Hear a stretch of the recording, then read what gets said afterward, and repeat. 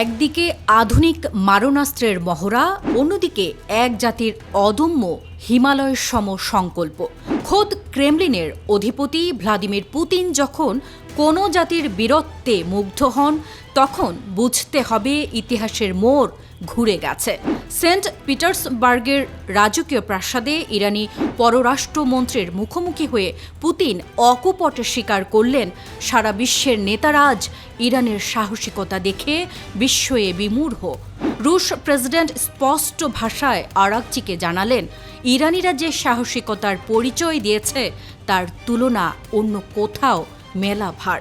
মাত্র কিছুদিন আগে ফেব্রুয়ারির সেই কালো রাতে যখন আমেরিকা ও ইসরায়েল কাপুরুষের মতো আগ্রাসন চালিয়েছিল, যখন মিনারের একটি স্কুলে 168 জন নিষ্পাপ শিক্ষার্থীর রক্তে ভিজেছিল মাটি, তখনও এই জাতি মাথা নত করেনি। 47 বছরের কঠোর অবরোধ আর একের পর এক শীর্ষ নেতাদের হারানোর ক্ষত নিয়েও ইরান আজ সামরিক দিক থেকে এতটাই বলীয়ান যে তাদের মিসাইল ভান্ডারের গভীরতা মাপতে গিয়ে এখন হিমশিম খাচ্ছে পেন্টাগন। মস্কোতে নিযুক্ত ইরানি রাষ্ট্রদূত কাজেম জালালি এক কঠিন সত্য সামনে এনেছেন। হামলাকারীদের সমস্যা কেবল ইসলামিক রিপাবলিক নিয়ে নয়, তাদের আসল সমস্যা ইরানের হাজার বছরের মহান সভ্যতা আর এই মাটির প্রতিরোধের ক্ষমতা নিয়ে। ইরাকের চাপিয়ে দেওয়া যুদ্ধ থেকে শুরু করে আজকের আধুনিক সমর কৌশল, ইরান এখন এমন এক অপ্রতিদ্বন্দ্বী শক্তিতে পরিণত হয়েছে যাকে স্রেফ বোমা মেরে দমানো অসম্ভব। পুতিনের কণ্ঠে সেই অদম্য শক্তির প্রতিধ্বনি আজ প্রতিধ্বনিত হচ্ছে পুরো বিশ্ব জুড়ে।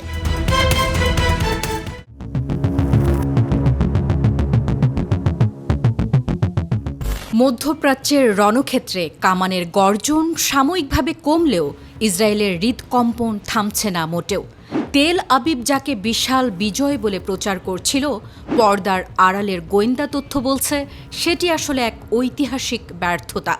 ইসরায়েলি বিমান বাহিনীর শত শত হামলার পরেও ইরানের পরমাণু প্রকল্পের শিকড় উপড়ানো তো দূর, বরং তেহরান এখন পরমাণু শক্তির চূড়ান্ত শিখরে দাঁড়িয়ে আছে। ইসরায়েলি গোয়েন্দাদের চাঞ্চল্যকর দাবি, ইরানের হাতে থাকা 480 কেজি সমৃদ্ধ ইউরেনিয়াম এখনও সম্পূর্ণ অক্ষত। বিশ্লেষকরা বলছেন, এই বিপুল মজুদ দিয়ে নিমেষেই অন্তত 11টি পারমাণবিক বোমা তৈরি করতে সক্ষম তেহরান। আর এই একটি তথ্যই ইসরায়েলি জেনারেলদের রাতের ঘুম কেড়ে নিয়েছে। আইডিএফ প্রধান ইয়াল জামির সফলতার বুলি আওড়ালেও খোদ ইসরায়েলি সমরবিদরা বলছেন, পারমাণবিক স্থাপনা ধ্বংস করতে না পারা মানেই যুদ্ধের ময়দানে পরাজয় কবুল করা।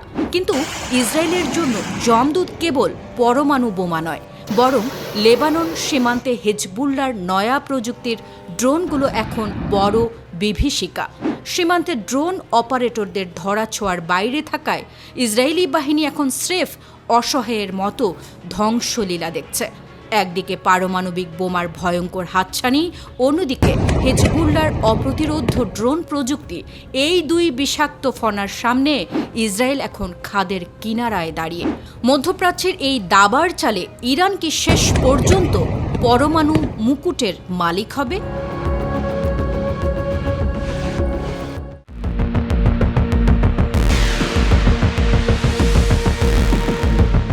নীল নকশা যখন বুমেরাং হয়ে ফিরে আসে, তখন দাপুটের সম্রাটদের অবস্থাও ঠিক ডোনাল্ড ট্রাম্পের মতোই হয়। যে ইরানকে গুঁড়িয়ে দেওয়ার স্বপ্ন নিয়ে আমেরিকা আগ্রাসন শুরু করেছিল, আজ সেই ইরানের শর্তের কাছেই জিম্মি হোয়াইট হাউস। আইআরজিসির সাফ কথা, ট্রাম্পের সামনে এখন আর কোনো সোনালি পথ নেই। হয় তাকে একটি অসম্ভব যুদ্ধে জড়িয়ে ধ্বংস হতে হবে, নয়তো মেনে নিতে হবে ইরানের দেওয়া একটি চরম অপমানজনক চুক্তি। পেন্টাগনের যুদ্ধবাজদের সামনে এখন সময়ের কাঁটা টিকটিক করে বাজছে। হরমুজ প্রণালীর অবরোধ সরাতে ইরান যে ডেডলাইন দিয়েছে, তাতে রাতের ঘুম উবে গেছে ওয়াশিংটনদের সমরবিদদের। রাশিয়া আর চীনের সুর বদলানো এবং ইউরোপের পিছুটানে ট্রাম্প এখন বিশ্বমঞ্চে এক নিঃসঙ্গ নাবিক। নিজের ব্যর্থতা ঢাকতে কংগ্রেসের কাছে পাঠানো ট্রাম্পের চিঠিতেও এখন কেবলই হতাশার প্রতিধ্বনি। যুদ্ধের চোরাবালিতে এমনভাবে পা আটকে গেছে যে সম্মান বাঁচিয়ে পালানোর কোনো পথই খুঁজে পাচ্ছেন না এই মার্কিন প্রেসিডেন্ট। তেহরানের পক্ষ থেকে দেওয়া ব্যাপক ভিত্তিক প্রস্তাবটি এখন আমেরিকার কোর্টে এক জ্বলন্ত অগ্নিকাণ্ড। 100 দফার সফল পাল্টা আঘাত আর হরমুজের দুর্ভেদ্য বেষ্টনীতে আমেরিকার নৌ অবরোধ এখন স্রেফ হাসির খোরাকে পরিণত হয়েছে। তেহরান স্পষ্ট জানিয়ে দিয়েছে, জলদস্যুতা আর অযৌক্তিক দাবি বন্ধ না করলে কোনো আলোচনা হবে না। ইসলামাবাদে যে শান্তির কথা ট্রাম্প বলছেন তার প্রতিটি শব্দ এখন তেহরানের কলমে লেখা হচ্ছে, যেখানে আমেরিকার পরাজয় এখন স্রেফ সময়ের ব্যাপার। ট্রাম্প কি তবে নিজের দন্ত বিসর্জন দিয়ে ইরানের সব শর্ত মেনে নেবেন?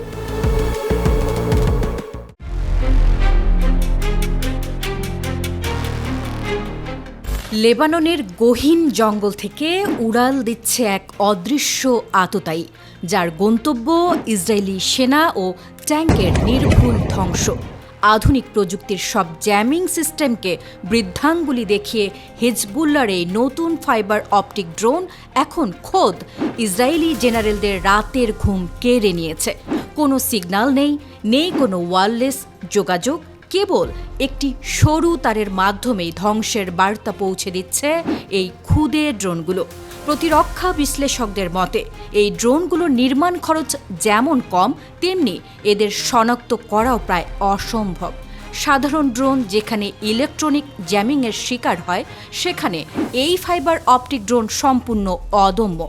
চালকের হাতের কন্ট্রোলার থেকে প্রায় 15 কিলোমিটার লম্বা এক অদৃশ্য সুতোর মতো তারের মাধ্যমে নিয়ন্ত্রিত হয় এই ড্রোন। ফলে চালক নিরাপদ বাংকারে বসে ড্রোনের ক্যামেরায় চোখের সামনে দেখছেন ইসরায়েলি সেনাদের প্রতিটি নড়াচড়া। ফলাফল একটি নিখুঁত বিস্ফোরণ এবং শত্রুর দম্ভের চূর্ণ বিচূর্ণ দশা। সিএনএনকে দেওয়া সাক্ষাৎকারে ইসরায়েলি সামরিক সূত্রগুলো সরাসরি স্বীকার করেছে তাদের অসহায়ত্বের কথা। ফাইবার অপটিক কেবল সরাসরি অপারেটরের সাথে যুক্ত থাকায় এই ড্রোনগুলোকে বিভ্রান্ত করার কোনো উপায় বর্তমানে আইডিএফ এর কাছে নেই। শক্তিশালী বিস্ফোরক নিয়ে এই ড্রোনগুলো যখন ইসরায়েলি আয়রন ডোম কিংবা আকাশ প্রতিরক্ষা ফাঁকি দিয়ে ট্যাঙ্কের ওপর আছড়ে পড়ে, তখন স্রেফ ধ্বংসলীলা দেখা ছাড়া তাদের আর কিছুই করার থাকে না। পেন্টাগন আর তেল আবিব এখন হন্যে হয়ে খুঁজছে এই তারযুক্ত জমদূত ঠেকানোর উপায়।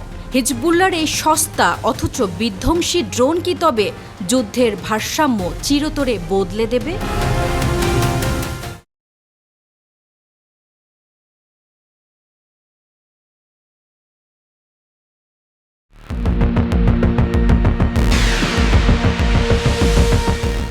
পেন্টাগনের ধুরন্ধর যুদ্ধ পরিকল্পনাকারীরা এবার বড় এক ভুল করে ফেলেছেন।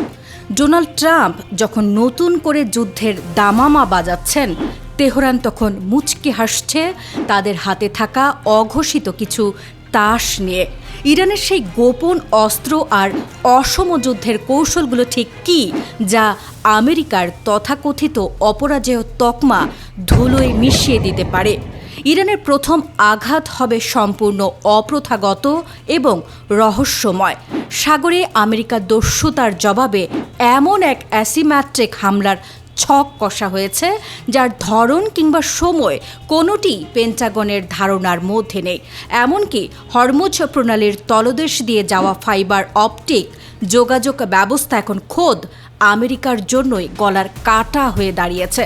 রেজিস্ট্যান্স ফ্রন্টের এমন অসংখ্য ডেঞ্জারাস অপশন এখনও তুরুপের তাসের মতো লুকিয়ে রেখেছে তেহরান, যা মুহূর্তেই অচল করে দিতে পারে পশ্চিমের সব সামরিক প্রযুক্তি। ট্রাম্প প্রশাসন ভেবেছিল নৌ অবরোধ দিয়ে ইরানকে শ্বাসরোধ করবে, কিন্তু ৮,০০০ কিলোমিটারের বিশাল স্থল সীমান্তই এখন ইরানের জীবন রেখা। উল্টো হরমুজ বন্ধ থাকায় বিশ্ব অর্থনীতির নাভিশ্বাস উঠে আমেরিকার ঘরের ভেতরই আগুন জ্বলছে। এদিকে ৩,০০০ শহীদের রক্ত আর ট্রাম্পের ব্যর্থ অভ্যুত্থান প্রচেষ্টার খবর এখন ইরানের ঘরে ঘরে।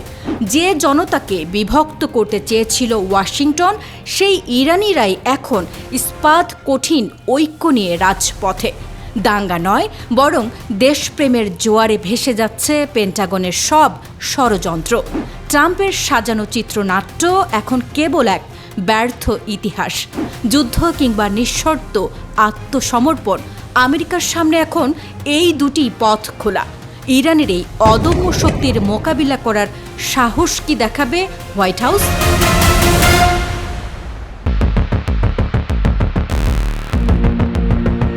পবিত্র ইরানি মাটির সাথে বেইমানি আর মোসাদের হয়ে গুপ্তচরবৃত্তির চূড়ান্ত মাশুল দিতে হলো দুই গাদ্দারকে। পশ্চিম আজারবাইজান প্রদেশের আকাশে যখন শনিবারের সূর্য উঠল, তখন দুই ইসরায়েলি চরের জীবনের সূর্য চিরতরে অস্তমিত হলো।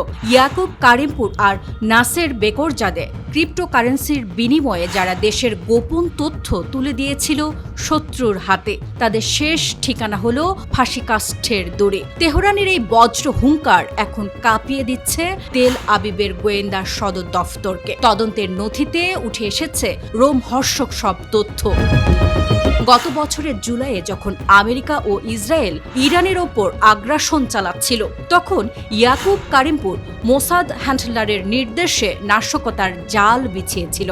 সাউন্ড বোমা তৈরি করে সাধারণ মানুষের মনে আতঙ্ক ছড়ানো, আর সেই ভিডিও ইসরায়েলি মদতপুষ্ট চ্যানেলে পাঠিয়ে ইরানকে অস্থিতিশীল দেখানো নোংরা খেলায় মেতেছিল সে।